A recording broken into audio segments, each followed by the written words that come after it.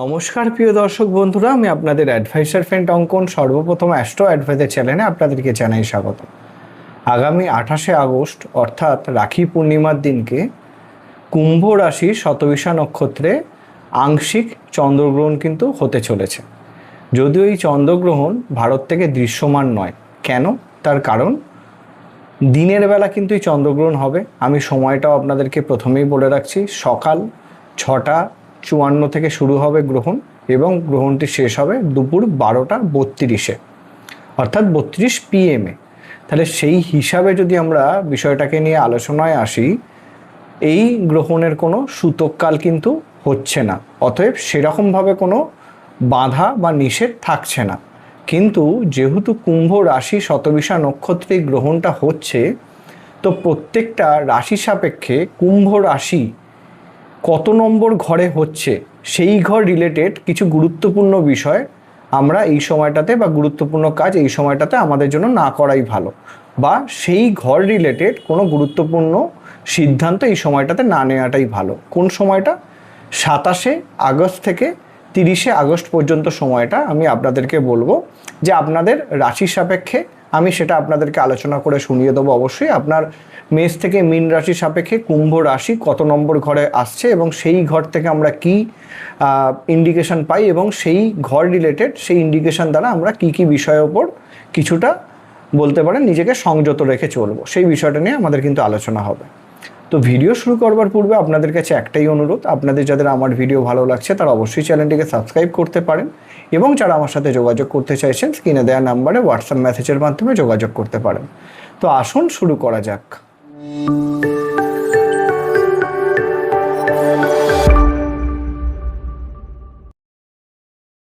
তো আপনাদের সুবিধার্থে আমি প্রথমেই কিন্তু স্ক্রিনে দিয়ে দিলাম যে কুম্ভ রাশিতে আমাদের কিন্তু এই গ্রহণটা হতে চলেছে আগামী 28শে আগস্ট। তো এই কুম্ভ রাশিটাকে আমরা কিন্তু আপনার প্রথমত মেষ রাশি থেকে শুরু করব। তো মেষ রাশি বা যাদের মেষ লগ্ন উভয়ের ক্ষেত্রে এটা প্রযোজ্য হয়, তবে এই ভিডিওটা কিন্তু বেসিক্যালি রাশি সাপেক্ষে আমি করছি। তো আপনার যদি চন্দ্র রাশি অর্থাৎ মেষ রাশি হয় তাহলে আপনার রাশি সাপেক্ষে কিন্তু কুম্ভ হয় একাদশতম ঘর। একাদশ ঘর কিসের ঘর হয় সেটা আপনারা প্রত্যেকেই জানেন, হয়তো যারা আমার ভিডিও দেখেন, তবুও বলে রাখছি। একাদশ ঘর কিন্তু আমাদের লাভের ঘর হয়, আমাদের বলতে পারেন আর্নিংসের ঘর হয় এবং তার সাথে কিন্তু আমাদের বন্ধুত্ব একাদশ ঘর থেকে দেখা হয়ে থাকে। তো এই পার্টিকুলার সময়টাতে আপনাদেরকে কিন্তু একাদশ ঘর রিলেটেড কিছু সাবধানতা অবলম্বন করে চলতে হবে। এই 3 দিন আপনার নতুন করে কোনো ইনভেস্টমেন্ট বা নতুন করে কোনো রকম ধরুন কোনো কিছু শুরু করতে চাইছেন বা নতুন কিছু কিনতে চাইছেন, যা কিছু আমরা লাভ করি সেটাই আমাদের আয়, তো সেই জায়গাটা একটু বিরত রাখতে হবে। কবে থেকে? 27শে আগস্ট থেকে 30শে আগস্ট, তারপর আপনারা পুনরায় কিন্তু করতে পারেন। এবং তার সাথে এই সময়টাতে আপনি বন্ধুত্বের বন্ধু যারা আছে আপনার পুরাতন, তাদের সাপোর্ট কিন্তু এই সময়টাতে পাবেন, অসুবিধার জায়গা নেই। পুরাতন কোনো বন্ধু যার সাথে ধরুন ঝগড়া ঝামেলা অশান্তি ছিল, তার সাপোর্ট পেতে পারেন, তার সাহায্য পেতে পারেন, বা পুরানো কোনো কাজ যেটা বন্ধ হয়েছিল সেই বন্ধুর দ্বারা সাপোর্টের মাধ্যমে কিন্তু আপনার উদ্ধার হয়ে যাওয়ার কিন্তু একটা পজিটিভ চান্সেস থাকতে পারে। তবে বারংবার আপনাদের ক্ষেত্রে বলবো, কোনো বড় বিনিয়োগের জন্য এই সময়টা একদমই কিন্তু শুভ আপনাদের জন্য নয়, বা নতুন কিছু কেনার জন্য শুভ নয়। শুধু এই বিষয়টা সাবধানতা অবলম্বন করলেই হবে। আর পারলে এই সময়টাতে আপনারা, যেহেতু আপনার চতুর্থ ঘরের অধিপতি চন্দ্র হয় গ্রহণ দোষে যাচ্ছে, মায়ের হেলথ নিয়ে একটুখানি আপনারা নজরে রাখবেন এবং রেগুলার ভোলে বাবার আরাধনা করতে পারেন বা চন্দ্রের প্রণাম মন্ত্র পাঠ করতে পারেন। চন্দ্রের প্রণাম মন্ত্র হচ্ছে ওং এং ক্লিং চন্দ্রায় নমঃ। এটা রেগুলার 20 বার পাঠ করতে পারেন, ঠিক আছে? এরপরে যদি আমরা দেখি বৃষ লগ্ন বা বৃষ রাশি সাপেক্ষেই দেখবেন আপনাদের কিন্তু কুম্ভ রাশি হয় দশম ঘর। তো দশম ঘর আপনারা জানেন যে কেরিয়ারের ঘর হয়, কর্মের ঘর হয়। তো কর্ম রিলেটেড কোনো গুরুত্বপূর্ণ ডিসিশন এই সময়টাতে নেবেন না। কর্মের জায়গাতে কিছু পরিবর্তন আসতে পারে, কাজের চাপ বাড়তে পারে, কিন্তু ঠান্ডা মাথায় আপনাদেরকে নিয়ে এই সময়টাতে কাটাতে হবে। এবং নতুন করে কোনো দায়িত্ব পেতে পারে, সেই দায়িত্ব থেকে আপনারা কিন্তু পিছু পা হলে হবে না, সেই দায়িত্ব আপনাদেরকে পূরণ করতেই হবে এই পার্টিকুলার সময়টাতে। আপনারা যারা ধরে নিন কর্মরত বা চাকরি করছেন, আপনার থেকে যারা সিনিয়র আছে বা বস আছে তাদের সাথে কিন্তু তর্ক এড়িয়ে চলতে হবে এই পার্টিকুলার সময়টাতে।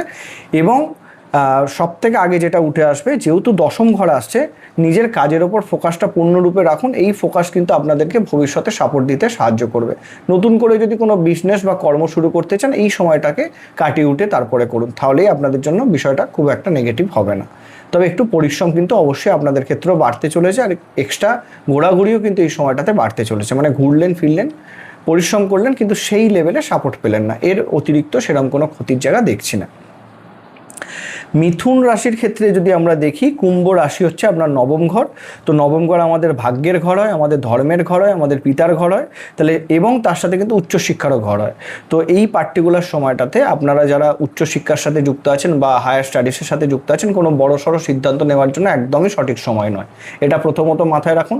ধর্মের পথে চলার চেষ্টা করুন। এইটা একটা বিষয় হতে পারে যে কোনো ধর্মের পথে আপনারা চলছিলেন, সেটা আপনার ক্ষেত্রে এই বর্তমান সিচুয়েশনে কিছু জানতে পারেন বা বুঝতে পারেন, তার মাধ্যমে সেই ধর্মের ওপর আপনার কিছুটা বিশ্বাস উঠে যেতে পারে এই পার্টিকুলার সময়টাতে। তো আমি বলবো যে কোনো বড়সড় ডিসিশন এই সময়টাতে আপনাদের ক্ষেত্রেও নেওয়াটা ঠিক হবে না, ধর্মের দিক থেকে, এডুকেশনের দিক থেকে, এবং সবথেকে বড় বিষয় হচ্ছে পিতার হেলথের দিকটাতেও আপনাদেরকে কিন্তু পজিটিভলি নজর রাখতে হবে।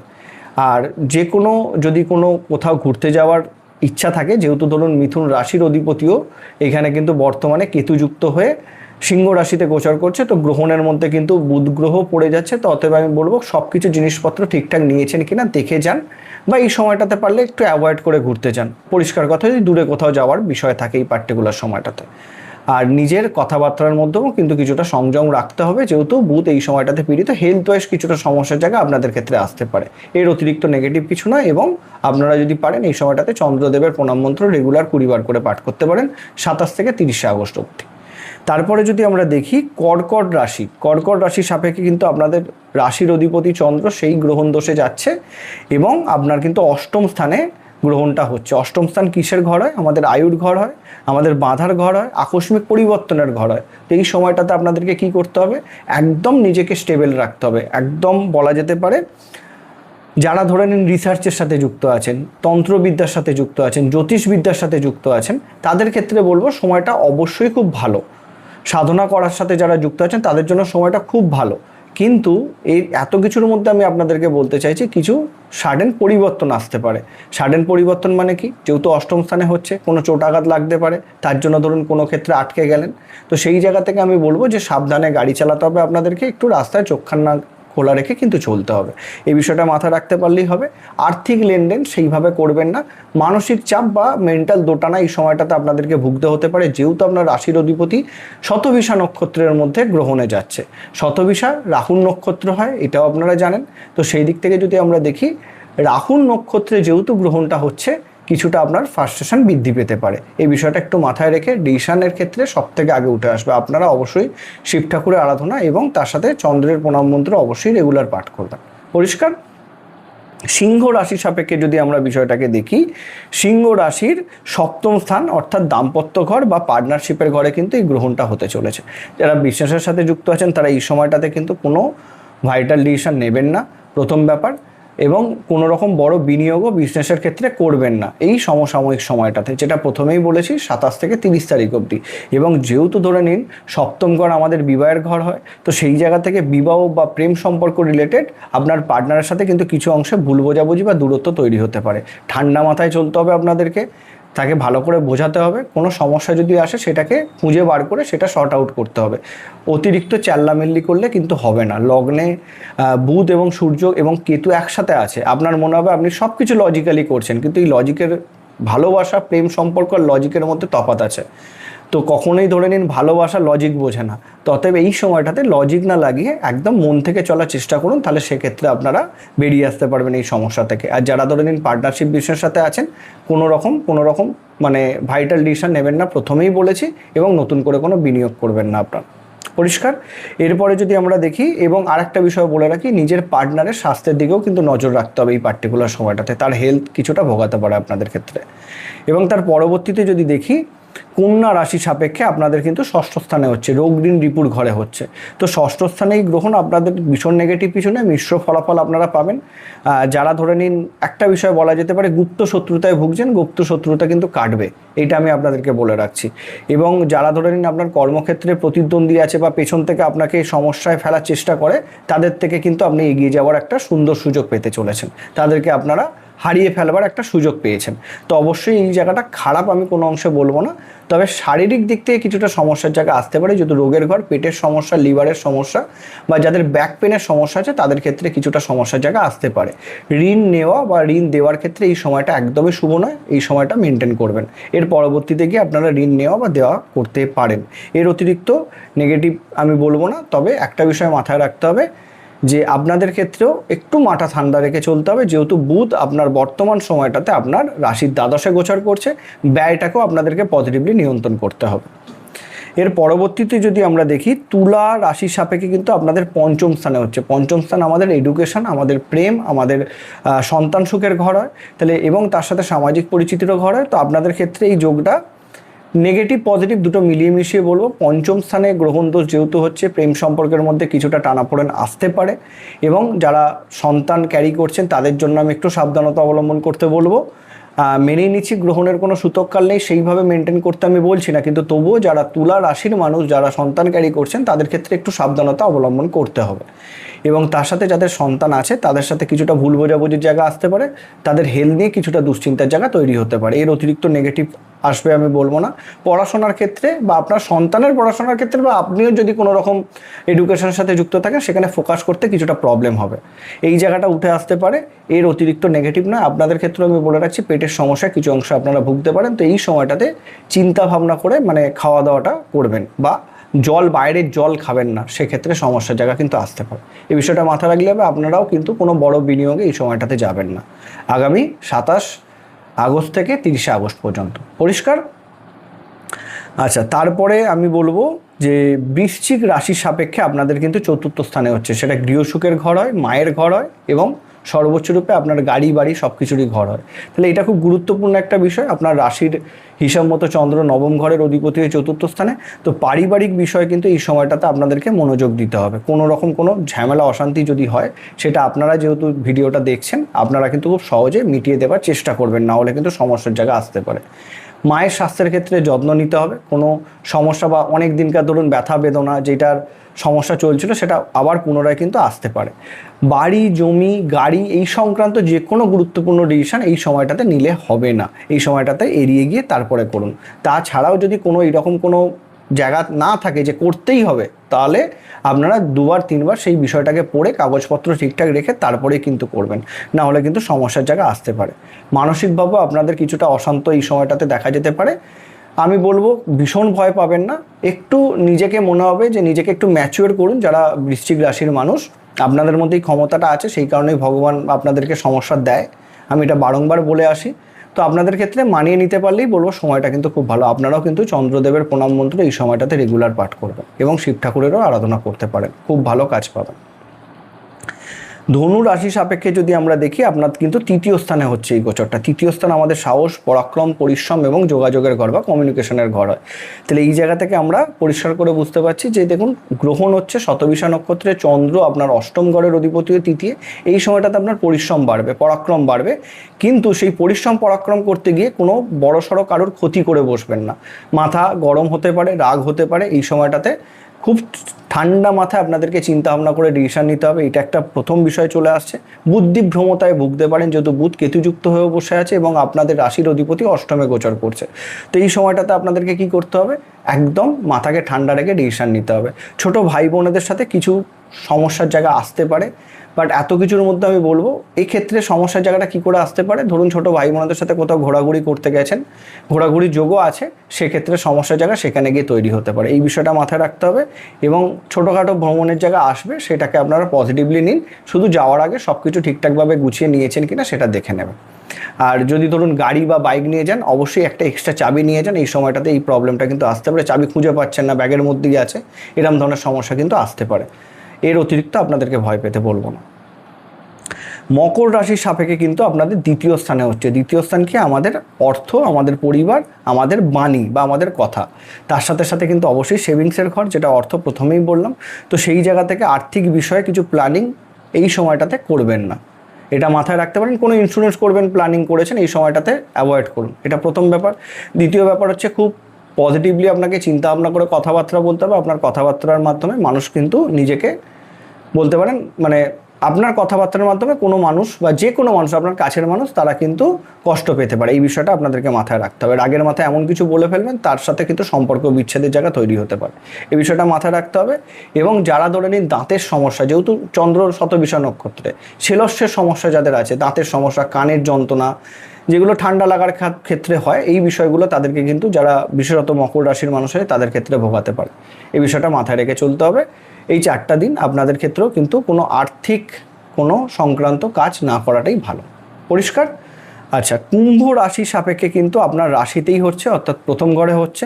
অতএব আপনার যেহেতু রাশিতে এই গ্রহণটা হচ্ছে, এবং যাদের বেসিক্যালি ধরুন কুম্ভ রাশি শতবিষা নক্ষত্র, তাদের ক্ষেত্রে কিন্তু ফ্রাস্ট্রেশন বৃদ্ধি পাবে। তবে এই ফ্রাস্ট্রেশনের মধ্যে আমি আপনাদেরকে একটা কথা বলতে পারি, এই গ্রহণ কিন্তু আপনাদেরকে অনেক কিছু শিখিয়ে যাবে, নিজেকে নতুন করে জানার পথ খুঁজিয়ে দিয়ে যাবে। আমরা জানি যে কোনো নেগেটিভ সময় আমাদেরকে ক্ষতি করতে আসে, অ্যাকচুয়াল সেটা কিন্তু নয়। নেগেটিভ সময় আমাদেরকে শেখাতে আসে, যদি সেটা আমরা শিক্ষা হিসাবে নিয়ে থাকি। তো সেই অ্যাঙ্গেল থেকে আমি কথাটা আপনাদেরকে বলতে চাইছি, যাদের বেসিক্যালি কুম্ভ রাশি এবং শতবিষা নক্ষত্র, তাদের জন্য সময়টা খুব গুরুত্বপূর্ণ। একদম আপনারা ঠান্ডা মাথায় সময়টাতে কাটাবেন, এবং এই সময়টাতে দেখা যাবে যে আপনার মুড বারবার সুইং হচ্ছে। একবার মেন্টাল দোটানায় ভুগছেন, একবার সকালে এক চিন্তা করছেন, সন্ধ্যেবেলা আর এক চিন্তা করছেন, আবার রাত্রিরে সেই চিন্তাভাবনা পরিবর্তন হয়ে যাচ্ছে। তো প্রত্যেকটা ক্ষেত্রেই কোনো রকম কোনো ডিসিশন এই সময়টাতে আপনাদের জন্য ঠিক হবে না। এবং এই সময়টাতে সবথেকে বেসিক্যালি মেডিটেশন করুন। আপনারা নিজেকে যতটা এক জায়গায় রাখতে পারবেন ততটাই আপনাদের জন্য কিন্তু ভালো। কোনো গুরুত্বপূর্ণ ডিসিশন নেওয়ার জন্য এই সময়টা আপনাদের জন্য একদমই ভালো নয়, এটা মাথায় রেখে চলতে হবে। এবং যারা মেডিকেল পেশার সাথে যুক্ত আছেন তাদের ক্ষেত্রে কিছু ভুল ভ্রান্তি হয়ে যেতে পারে, এই বিষয়টা মাথায় রাখবেন। যারা জ্যোতিষী পেশায় যুক্ত হয়েছেন তাদের ক্ষেত্রেও কিছুটা ভুল ভ্রান্তির জায়গা আসতে পারে, এই বিষয়টা মাথায় নিয়ে চলার চেষ্টা করুন। এর অতিরিক্ত আপনারা নিজেদেরকে যতটা পারেন শান্ত রাখুন, এবং আপনারাও পারলে চন্দ্রের প্রণাম মন্ত্র পাঠ করুন। চন্দ্র ষষ্ঠপতি হয়ে আপনার রাশিতে গ্রহণে আসছে, অতএব এই সময়টাতে হেলথ ইস্যু কিন্তু কিছুটা সমস্যায় ফেলতে পারে। ঠান্ডা লেগে যাওয়া বা জ্বর হয়ে যাওয়া বা হঠাৎ করে সর্দি কাশি বেড়ে যাওয়া, এরকম ধরনের সমস্যা কিন্তু আসতে পারে। মাথা যন্ত্রণার সমস্যাও আপনাদেরকে ভোগাতে পারে, এই বিষয়টা মেনটেন করবে। পরিষ্কার? আপনারাও চাইলে কিন্তু অবশ্যই শিব ঠাকুরের আরাধনা করতে পারেন, এইটা আপনাদেরকে সাপোর্ট দেবে। পরিষ্কার হয়েছে? সর্বশেষ হচ্ছে মীন রাশি। মীন রাশি সাপেক্ষে কিন্তু হচ্ছে আপনাদের দ্বাদশ স্থান, অর্থাৎ বিদেশ যাত্রা এবং ব্যয়ের ঘরে।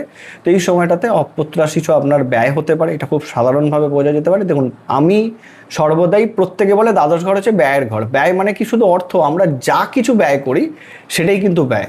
যা কিছু আমাদের লাইফ থেকে চলে যায়, যেটাকে আমরা ফেলে দিই, সেটাই কিন্তু ব্যয়। একটা জামা আপনার পুরাতন হয়ে গেছে, সেটা ফেলে দিলেন, সেটাও আপনার ব্যয়ই হলো। হ্যাঁ, মেনে নিচ্ছি সেটা অর্থ দিয়ে কেনা, কিন্তু সেই অর্থের ভ্যালু তার এখন নেই, সেটা এখন জামার ভ্যালুতে পরিণত হয়েছে। আমি এই বিষয়টা আপনাদেরকে বলতে চাইছি। তো এই জায়গা থেকে কিন্তু কোনো জিনিস আপনার নষ্ট হতে পারে। ধরুন আপনি হঠাৎ করে কোনো কিছু রাগের মাথায় ভেঙে ফেললেন, এই বিষয়গুলো যেন না করা হয়, এটা মাথার মধ্যে রাখতে হবে। আবেগের বশে কোনো কিছু ত্যাগ করে ফেললেন, সেটাও যেন না করা হয়, এই বিষয়টা মাথায় রাখতে হবে। তবে হ্যাঁ, নেগেটিভ জিনিস ত্যাগ অবশ্যই করতে পারেন, সেই সুযোগটা আপনারা পাবেন। যারা নেশা করছেন, হঠাৎ করে মন হলো যে এটা থেকে আমি বেরিয়ে আসতে চাই, তাহলে এই সুযোগটাকে কাজে লাগাতে পারেন। অবশ্যই যা কিছু আমরা ব্যয় করব। এবং যারা ধরে নিন বিদেশের সাথে যুক্ত হয়ে কর্ম করছেন, তাদের ক্ষেত্রে একটু নেগেটিভ সময় ধরা যেতে পারে, কিছু ভুল বোঝাবুঝির জায়গা আসতে পারে। সময়টাকে শুধু কাটিয়ে উঠবেন, কোনো রিপ্লাই দেবেন না, তাহলেই দেখবেন সময়টা আপনাদের নিয়ন্ত্রণে চলে এসেছে। এবং অবশ্যই ঘুমের সমস্যা কিন্তু আপনাদেরকে ভুগতে হতে পারে। ওভার থিঙ্কিং, দুশ্চিন্তা, এরকম ধরনের সমস্যা আপনাদেরকে ভোগাতে পারে। হঠাৎ করে কেন এরকম হলো, তো হঠাৎ করেই হবে এবং হঠাৎ করেই ঠিক হয়ে যাবে, এই দিক থেকে নিশ্চিন্ত থাকতে পারেন। এবং আপনাদের ক্ষেত্রে প্রেম সম্পর্ক ক্ষেত্রে একটু সাবধানতা অবলম্বন করতে হবে। সন্তান সুখের ক্ষেত্রে আপনাদের ক্ষেত্রেও বলবো, যাদের মীন রাশি বা মীন লগ্ন, যারা সন্তান ক্যারি করছেন, তাদেরকে একটু সাবধানে থাকতে হবে। অবশ্যই সাবধানে থাকতে হবে। আপনাদের পঞ্চম ঘরের অধিপতি হয় কিন্তু চন্দ্র, যে গ্রহণে যাচ্ছে শতবিষা নক্ষত্রে। আপনারাও কিন্তু এই সময়টাতে শিব ঠাকুরের আরাধনা অবশ্যই করবেন। পরিষ্কার হয়েছে? তো এবার এইখানে আমি একটা বিষয় আপনাদেরকে পরিষ্কার করে বলতে চাইছি, যে আমি প্রত্যেকটা রাশি সাপেক্ষে আপনাদেরকে বিষয়টা বুঝিয়ে বলেছি। এবং শিব ঠাকুরের আরাধনা কীভাবে করবেন, ওম নমঃ শিবায় নর্মালি জপ করুন, বা আপনারা চাইলে মহামৃত্যুঞ্জয় মন্ত্র এই সময়টাতে রেগুলার জপ করতে পারেন। এছাড়া চন্দ্রের প্রণাম মন্ত্র আমি স্ক্রিনে দিয়ে দিচ্ছি, এটা রেগুলার 20 বার করে পাঠ করবেন। প্রত্যেকেই পাঠ করতে পারেন, কোনো অসুবিধার জায়গা নেই। আশা করি আপনাদেরকে বোঝাতে পেরেছি। ভিডিওটা ভালো লাগলে বন্ধু বান্ধবের সাথে শেয়ার করে দেবেন, এবং আপনার পরিবার পরিজনদের সাথে শেয়ার করে দেবেন। আর অবশ্যই ভিডিওতে লাইক দিয়ে আমাকে মোটিভেট করবেন। দেখা হচ্ছে পরবর্তী ভিডিওতে। নমস্কার, সবাই ভালো থাকবেন।